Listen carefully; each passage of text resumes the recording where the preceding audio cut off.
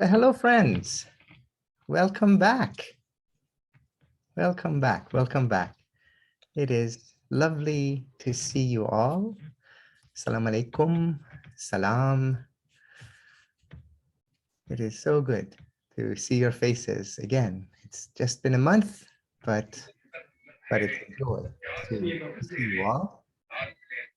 As you're coming in, let me just invite you to make sure that microphones and get settled in. Grab yourself your favorite cup of chai. I've got my own little cup of chai right here. And I get to share it with you. So hope you got something to keep your fingers warm and your heart warm. And it's beautiful to see you and to be with you again and again and again. A lot of you are friends whose faces and whose names I recognize. Some of you might be new to our gatherings. Hisham, for example, you, that's our dear friend Courtney, have undergone a major transformation since the last time that we saw you. So alhamdulillah, alhamdulillah, and welcome. And if this is your first time joining us, we thank you and we welcome you. As we like to say, you honor us by joining this intimate group of friends. And if you have been with us for a while, then welcome back. It's lovely to be together and to carry on our journey and our conversations, inshallah, inshallah. I'm going to go over, for the benefit of those friends who are joining us fresh, joining us for the first venture, how we do these monthly get-togethers. And there is a simple pattern, one that I have borrowed from my very dear friend and teacher, Pirzia, which is that we always begin with some sacred music. Sometimes that might be a Quran recitation, as is the case for today. Sometimes it might be a recitation of a beautiful poem in Urdu or in Persian or in Turkish or Arabic or other languages. Then we usually go and have a conversation that's referred to as a sohbat. So a sohbat is not chit-chat, not just talking, but a focused conversation on matters of the heart. And usually for that part, I'll try to share some gifts with you that come from the Quran, from the Blessed Prophet, from Rumi, Ibn Arabi, or some of these other sages. We then have a little bit of time for fellowship. So we break up into small groups, groups of 2, 3, 4, depending on. And that's a part of our monthly gathering that in the beginning, people were like, oh, this is really scary to talk about matters of the heart with people that we didn't know before. And as we continue on that journey together, now you all can get enough of it. And so it was 10 minutes and 10 became 15 and 15 became 20 minutes. And with each month, people are like, we could have stayed talking for longer and longer and longer. And where have these people been our whole life? And then we might come back together and do a very simple zikr, something to take with you during the next month until we meet again, inshallah. So let's begin, as we often do, with sacred music, music written in the most expansive, generous way possible. And we are going to begin with a reminder that in our tradition, music is not just simply banging on the drum, it's not the plucking of a string. When something is truly sacred music, it reminds you of your home. It's an echo of paradise. It's the sound of the movement of the heavens. And never is that more true than when we're listening to the recitation of the Quran. So it's always a joyful process for me to think about which musical offering or recitation of the Quran to offer for today. And for today, I've picked something which will lead us into that conversation, which will inform our discussion on finding the balance. And we're going to listen to about 4 minutes or so of the recitation of Surah Ar-Rahman. Surah Ar-Rahman, one of the beautiful verses of the Quran that has a particularly melodic quality to it. So, Bismillah, let us go ahead and start. Just a second. Yes.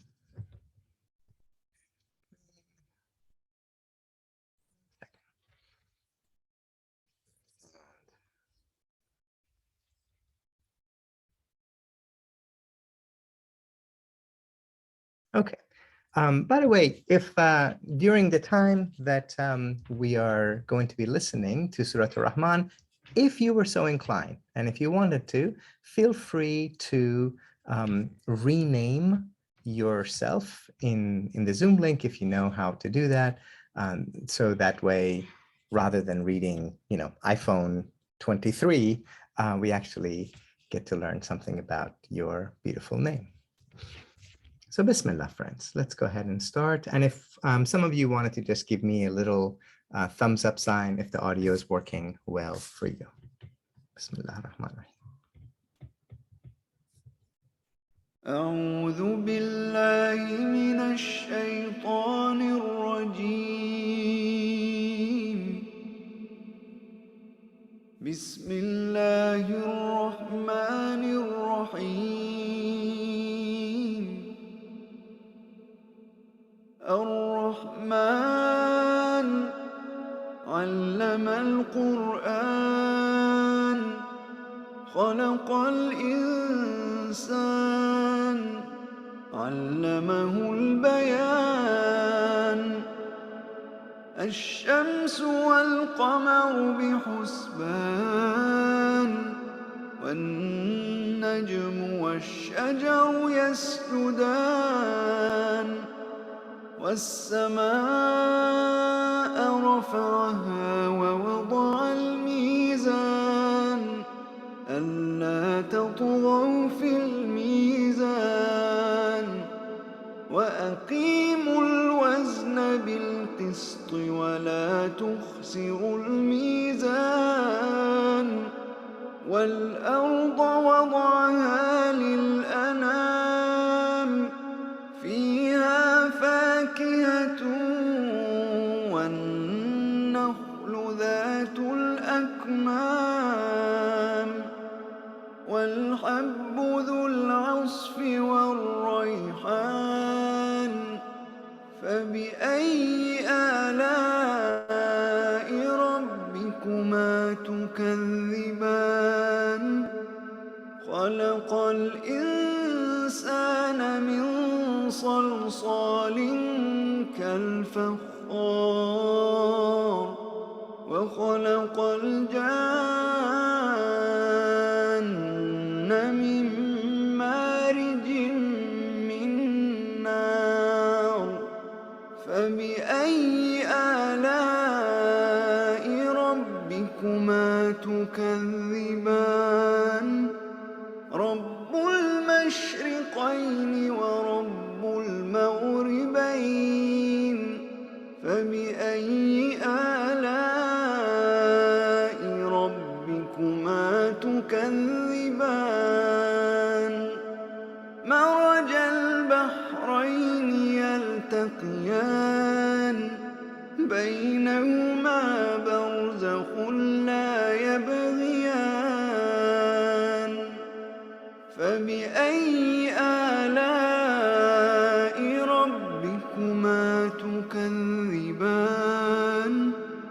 يخرج منهما اللؤلؤ والمرجان فبأي آلاء ربكما تكذبان وله الجوار المنشآت في البحر كالأعلام فبأي آلاء ربكما تكذبان كل من عليها فان ويبقى وجه ربك ذو الجلال والإكرام فبأي آلاء ربكما تكذبان يسأله من في السماوات والأرض كل يوم هو في شأن فبأي آلاء ربكما تكذبان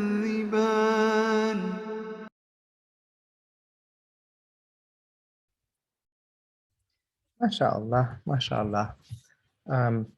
Among the surahs of the Quran, this Surah Ar-Rahman has a very special place. And it's a favorite of many people, partially because of its exquisite poetic quality that keeps repeating this line, فَبِأَيِّ آلَاءِ رَبِّكُمَا تُكَذِّبَانِ. So which one of the two favors of your Lord shall you deny? And it names a whole series of pairs, things that come together, not in opposition, but if you would, in that sense of comprehensiveness. The day and the night, the male and the female, the east and the west, the two oceans, and even that reminder that everything that we know in this world, yes, it's transient. Yes, it shall pass. Kullu man alayhi fan. Everything in this world will go into fana. Everything in this world will eventually, it's the stream that comes from the ocean and it will return to the ocean, but it doesn't disappear. ويبقى ربك ذو الجلال ويبقى وجه ربك ذو الجلال والإكرام, and there will remain only the face, the countenance, the presence of your cherishing, sustaining Lord.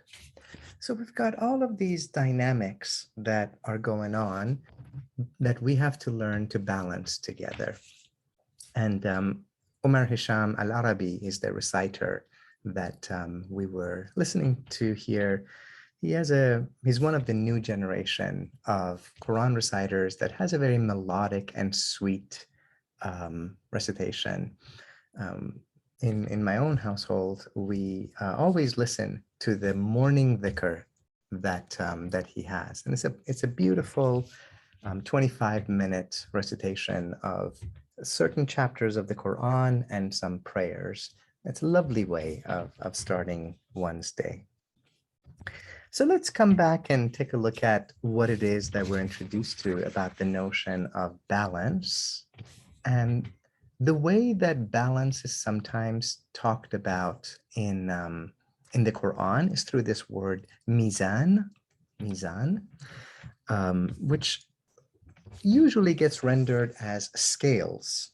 So many friends who are joining us today, we just had the extraordinary experience of being in Morocco together, thanks to the extraordinary hospitality and leadership of my very dear friend Courtney, now reborn as Hisham, and so many of the dear friends who are joining us today from that Morocco journey.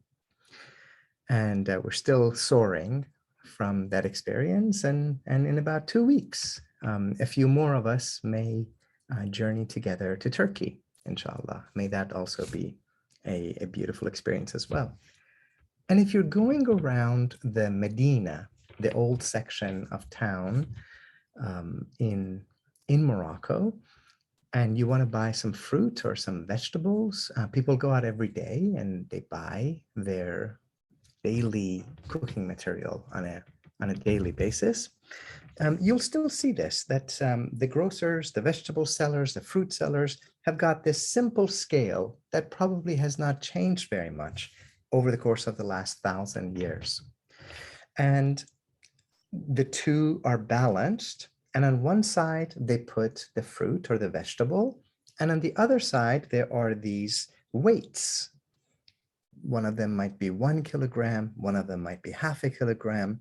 And so, you put apricots or aubergine on one side, and then you put on the weight on the other side, and you watch it very carefully to see when the two become balanced. And that's when you know that you have half a kilogram or a kilogram. And there is a traditional ethic in Muslim societies that once the two sides are balanced and you know that you're in that 1 kilogram weight that the customer had asked for, the vegetable seller takes another handful and adds it to your go home, take home pile, so that if there is an error, you err on the side of generosity. It's a beautiful small gesture of that.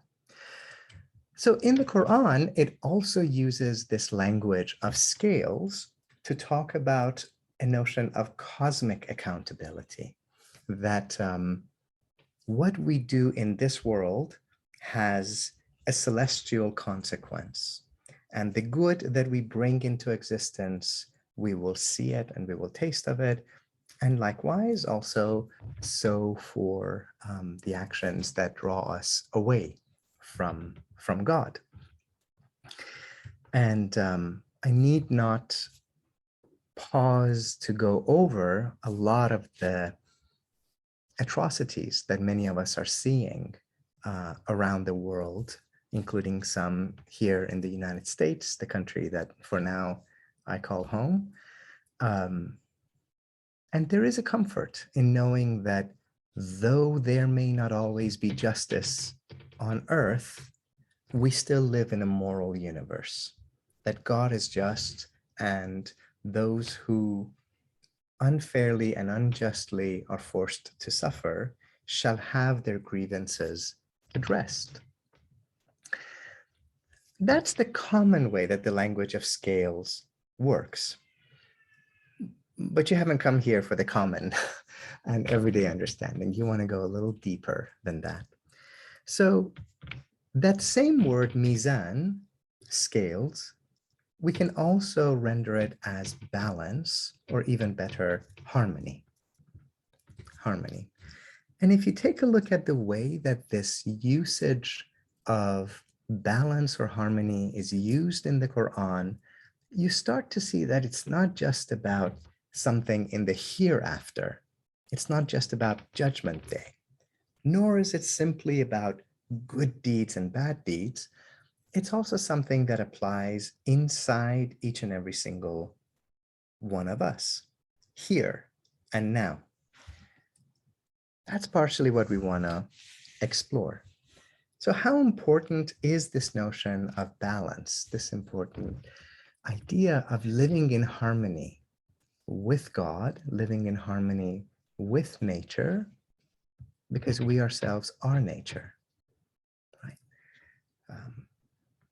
When we were in Morocco, we had the extraordinary opportunity to go into the desert, into some gardens. Having returned to North Carolina, I get to look outside my window and see beautiful forests, and not too far away, rivers and waterfalls and even mountains and beaches. Sometimes we use the language of going out into nature to have that sense of rejuvenation. But actually, in our tradition, the idea is that we ourselves are nature. We are nothing but nature. our whole religion is the religion of nature. And the nature in us delights in the nature out there. So if you look at some of the other verses in the Quran, it says things like this. So in Surah Al-Hadid, the 57th chapter of the Quran, for those who love chapter and verses, chapter 57, verse 25, you get a verse like this. Bismillah. لقد أرسلنا رسلا بالبينات وأنزلنا معهم الكتاب والميزان. So this is put in the language of God as in the royal we. Indeed, we have sent our messengers with clear proofs, and we have sent with them the scripture, right? The Quran, the Torah, the Gospels, Tao Te Ching, whatever scripture that you might have in mind. We've sent with them the scripture and balance. We've sent with them scripture and harmony. So think about this idea of balance as being something that is of divine origin. It is not simply for the judgment day. It's actually something that is sent down here on earth in order for us to live through it. We want to live a balanced life. We want to live a harmonious life. The more harmonious we are with one another, with nature, and with God, the closer we are to living life as is intended for us. So think of the mizan, or balance and harmony, as something that is here as well as in the hereafter. And this theme is repeated a few times in the Quran. So here's another one. Bismillah. Allahu alladhi anzala al-kitabu bil-haqq wal-mizan. God is the one who has sent down the kitab, the scripture, by God, by truth, and God has also sent down balance. God has also sent down harmony. When you have these pairings that are linked together in the Quran, there's an organic relationship with them. So think about this. What's the relationship between the Quran and harmony? Right? These are sent hand in hand, linked together. It's not enough to simply know the Quran, but to live a disharmonious life. It's not enough to even have memorized the whole of the Quran. iTunes can memorize the whole of the Quran. Unless we're also living harmoniously with one another, with our own hearts, with nature, and with God. So think about harmony as something that really balances, if you would, completes our participation in the Quran. It's a necessary part of our spiritual journey. Part of what I want to do in the time that we have is just to give you a few very simple examples of times and places where this idea of balance shows up in our beautiful tradition. So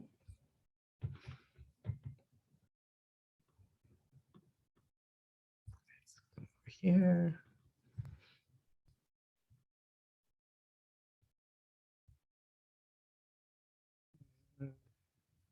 You all see this, right? The dervishes. So this is the iconic movement, prayer through the body, of the Mawlaviya, or the Mevlevi order. In English, it's usually referred to as the whirling dervishes. And yes, if you go to Turkey, you will find a lot of alleged whirling dervishes in many cafes and restaurants. You'll even find places where they have half a whirling dervish show and half a belly dancing show, to which we all exercise our inner Jedi and we say, this is not the Whirling Dervish show that we came for. We came for something a little richer. And we start to remember that the prayer of the dervishes, it's really an attempt to strive for balance. So if you pay attention to the dance of the dervishes, you notice that they always keep one foot, the left foot, still, stationary, grounded, rooted. It is the right foot that is always in motion. And it's that combination of one foot that's stationary and one foot that is in motion that gets them to turn around themselves. And why is it that the left foot is the one that's stationary? Because that's where the heart is. Right? It's the same reason that when we walk around the Kaaba, and may it be that we're blessed to someday also take on that journey together, you keep the heart side, the left side, close to the Kaaba. So there's something about this movement. It's really something almost akin to yoga or namaz or salat that reminds us of the need to have a balance between stillness and motion, activity and repose, as Pirzia calls it so beautifully. And to insist on this balance in the modern world, it's actually a revolutionary act of resistance. Because almost all of us live in a capitalistic system that measures the worth of who we are based on some alleged notion of productivity. It's how many patients you see a day, how many books and articles you produce, how many projects you bring to conclusion. And something that is repose, genuine stillness and rejuvenation doesn't show up in the productivity chart. You are failing the capitalist system by refusing to participate in the myth that your life is sacred and precious and special because you are making some corporation money. Repose isn't just chilling. Repose isn't just kicking it back on a couch and losing yourself in Netflix. Though that has its place too, if you're watching something really good. Repose is that deliberate, intentional stillness that rejuvenates you in that deepest part of your longing. Like when we were in Morocco, and I've definitely left a huge part of my heart there in Morocco, we had the blessing of going to a beautiful, humble mosque that Sheikh al-Akbar, Ibn Arabi, used for his spiritual retreats. And Ibn Arabi had a number of female teachers. And one of them, a 90-year-old woman, loved Ibn Arabi and actually favored him over her other students. And some of the other students said, well, why do you like him so much? And her answer was very instructive. She said, it's because when he comes to see me, he comes with his whole self. When he sits down in front of me, he is here with his whole self. And when he stands up to return, he rises up with his whole self. That's a really challenging thing to do. It's a challenging balance to find in our contemporary world. Many of us feel guilty if we're actually taking time to rejuvenate ourselves. Even when you find yourself on a vacation, you're dragging along that laptop, or in my case, sending yourself emails of all the things that you're supposed to do.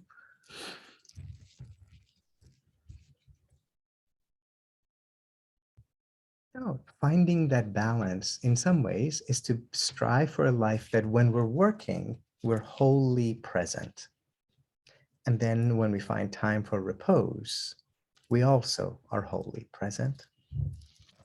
This half asleep, half awake, half working, half chillaxing activity accomplishes very little and rejuvenates not for us. Here's an interesting little sign. There are these beautiful zodiac charts that you find in a lot of old Islamic miniatures, and they depict the human being and the universe. And they depict the motion of the stars and the planets. And in many of them, they show the heavenly spheres moving and resting, moving and resting. There's this beautiful word, sukoon, which is where words like sakina come from, shekina in Hebrew. You are a celestial being. You're a being of the heavens.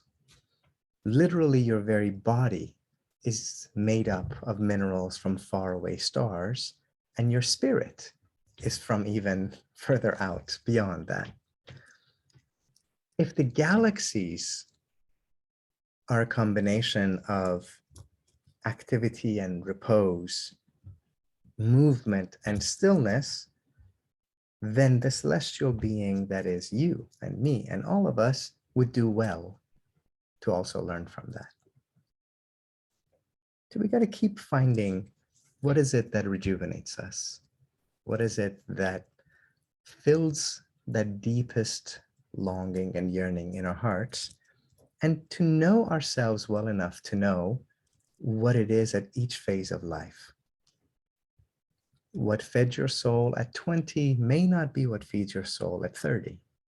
It probably will not be what feeds your soul at 40 or 50. And an issue that I've been thinking about recently, what nurtured our ancestors may or may not be what also nurtures us.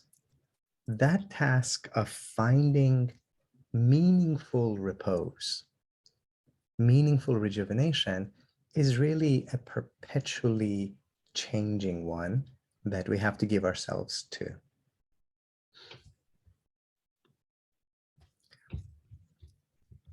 Another kind of balance has to do with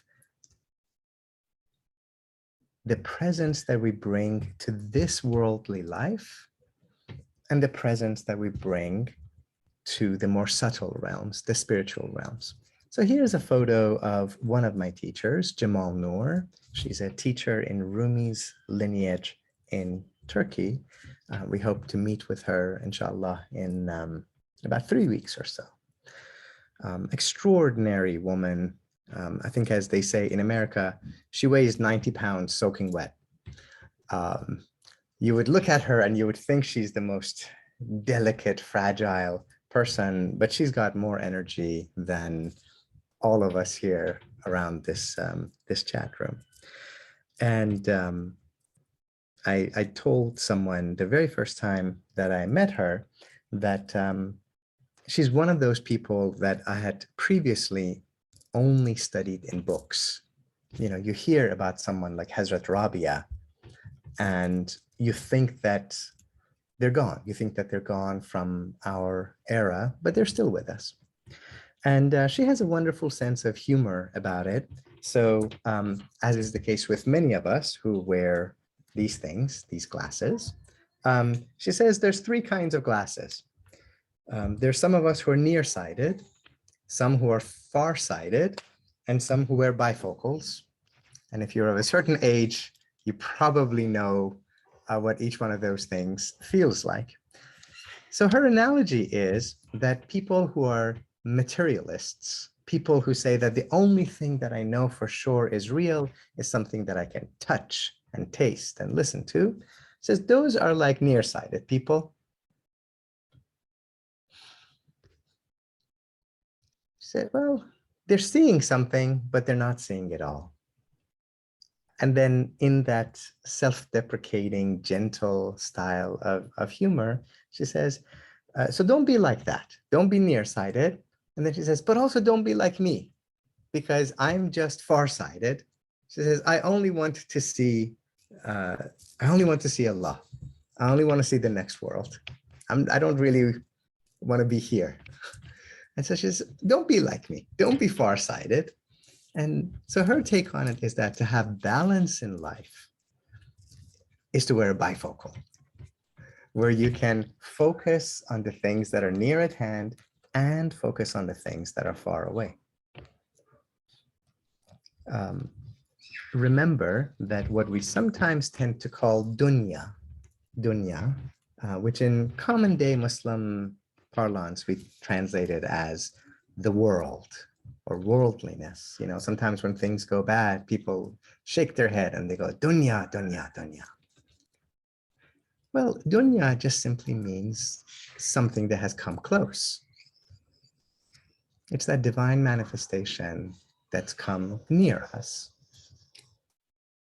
So how do we find that balance of realizing that this world is real, this world is of God, this is the Nafasur Rahman, the breath of the all-compassionate, and everything on earth, including us, eventually, like a stream, will return back into the ocean of God, and the only thing that will remain will be the face of God. How do we treat this world with honor, with dignity, with presence, with intention, without getting so attached to it that we lose sight of the cosmic artist in process? That's the part of harmony and balance of wearing bifocals in Jamal Noor's language.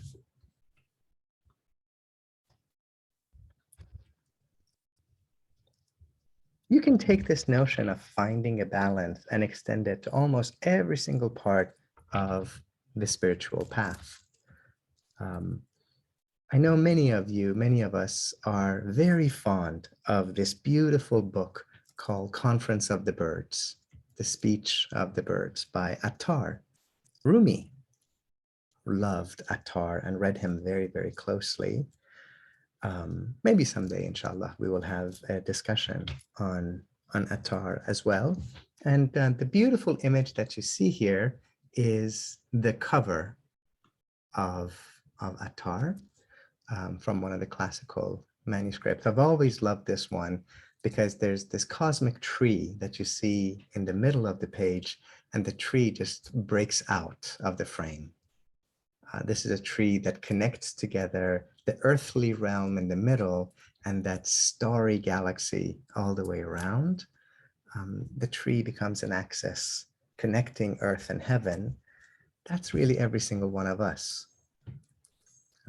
I was mentioning to one of our friends in Morocco, when you stand up tall, because your whole being is really that alif, that being, that one that connects earth and heaven together. And when you read the Conference of the Birds, it is a little bit like this journey of spirits, of souls who want to travel together to God. And the path is like this. There is one part of the spiritual journey that is communal, where we don't travel alone. We travel in a fellowship. You might have heard of Lord of the Rings and the fellowship that is spoken about there, right? Imagine the fellowship of the heart. Fellowship is a beautiful word. We're all craving community, especially after the last 2.5 years, more than ever. Each and every single person that becomes part of your fellowship is a mirror. They show you qualities that you either admire or you strive to embody, and they may also show you qualities that you want to work on in your own being. There's part of the spiritual path that's about fellowship and community life. And then there's a part of the path that's just your own. You and only you and Allah know the work that has to be done. You and only you and God can do this work.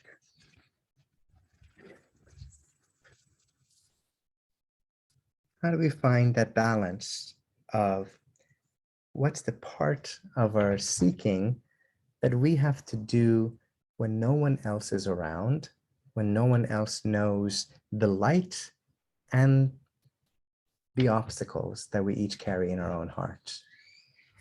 And how do we do that without being lonely? How do we do that while benefiting from community?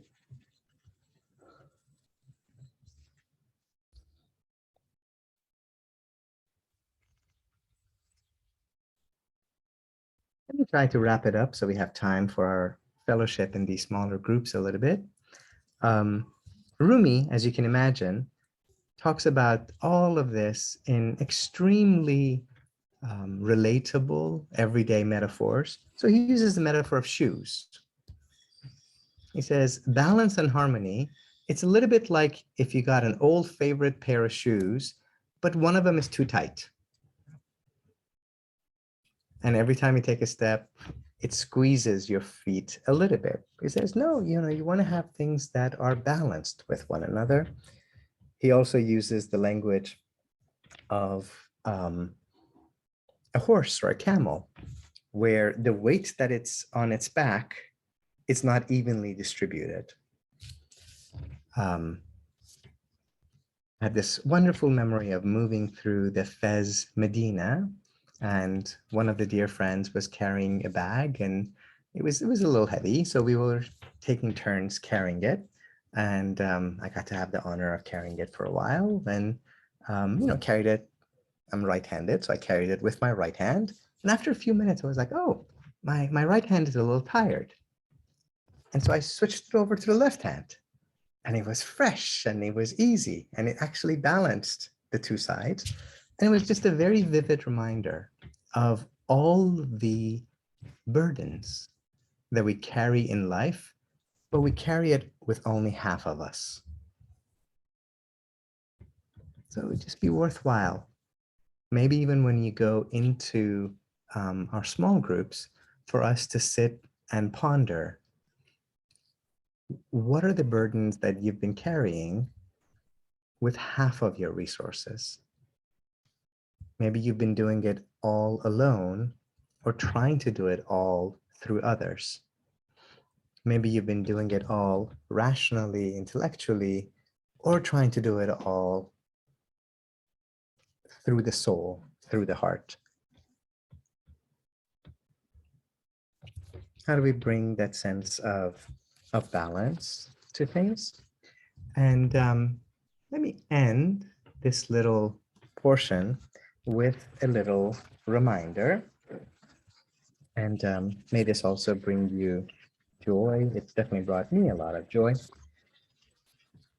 In the Quran Sharif, there are certain chapters that begin with a series of letters, disconnected letters. Alif Lam Mim, Ra, Ka Ha Ain Sad, etc. And the Quranic commentaries, they have a lot of fun trying to figure out what these letters actually mean. And most of the times they're like, we don't, beat us. Sometimes they're like, well, there are 211 opinions on this, and they go through and they catalog them. Here's one that I want to leave us with as I start to get our breakout rooms ready for us. So this one comes to us from India and Pakistan. It's from the Chishti tradition, the dominant Sufi tradition in South Asia, and in particular from a Sufi named Shah Nizamuddin Aurangabadi. Shah Nizamuddin Aurangabadi. And he offers a beautiful meditation on those sacred letters, Alif, Lam, Mim. Alif, Lam, Mim, which is in the beginning of Surah Al-Baqarah. He's very modest. He doesn't say this is the only explanation. He doesn't say this is the correct interpretation. He says this is what God has given me. Right? That's typically the Sufi approach, is you acknowledge the kashf, the unveiling that God has blessed you with. And so he says, Alif represents Allah. Alif represents Allah. Mim represents Alam, which is the world. So in the beginning, you have Allah. At the end, you have the world. And what is that which mediates the two? What is the Lam? He says it's Rasul. It's the Prophet. And he goes on to say, if you strive to find balance in this world, if you're trying to mediate between God and the world, hang on to the Habib. Hang on to the Prophet. By which he doesn't mean only read the Sahih of Muslim and the Sahih of Bukhari.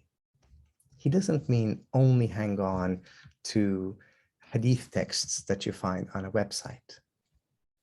Hang on to the very light of the Prophet. Hang on to the very being of the Prophet. Hang on to the very heart of the Prophet. And prophetic guidance is what leads you to balance. If you have any question about any of the verses of the Quran, or how is the best and loveliest way that one can act and behave in a particular situation, visualize the Prophet right before you. Right? However you would behave in that situation, that is the most harmonious one. That's the most balanced one. The path of harmony is the prophetic path. That's part of what we are trying to cultivate in this context. Anyway, there was more to say. I was going to maybe even say something about how the prayers, namaz or salat, also demonstrates this principle of harmony, but there also has to be a balance between speech and silence. And not being a very balanced person in certain parts of my being, I tend to lean into speech a little bit more. So forgive me for the exuberance of words, and let's now take the time for silence. Let me set up these breakout rooms, and we will set them up. In just a few minutes, you will get an invitation to join one of these groups. If I see that they're a little imbalanced, I might move a couple of people around. Give me just one quick second.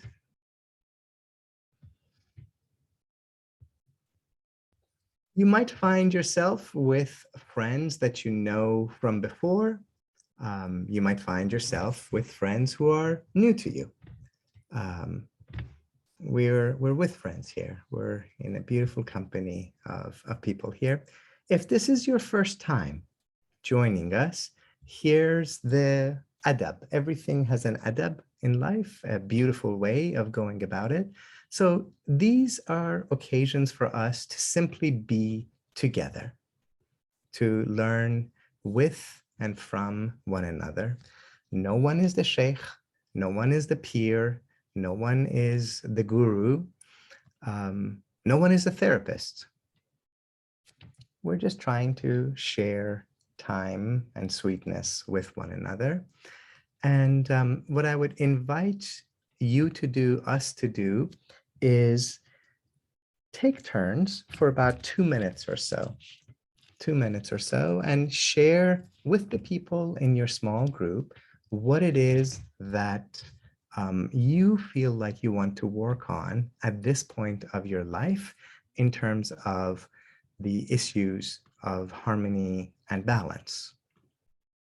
Where's the area in which you might find yourself in need of some inner inspection and exploration? If a person has talked for about 2 minutes or so without pausing to breathe, feel free to just very kindly say, thank you. Thank you. We don't correct one another. We do not offer guidance to one another. We just witness, right? This is that extraordinary opportunity of simply being with one another, all right? So, Bismillah, I'm going to open up all these rooms, and you're going to go down this magical rabbit hole, and maybe in about 15 minutes, we'll all come back together. I'm going to watch the rooms, and if some of you are by yourself or in a very small group, I might move a couple of people around. Anyway, see you inshallah very soon. The invitations, I think, are sent.